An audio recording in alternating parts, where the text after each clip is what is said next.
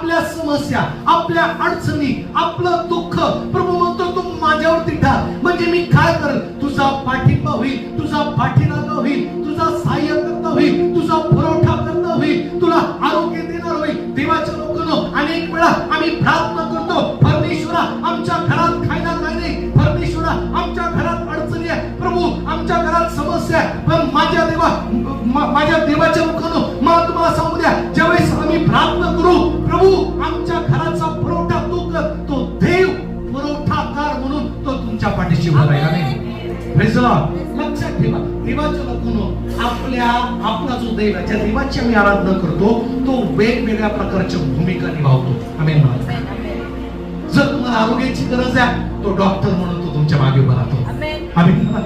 Praise the Lord.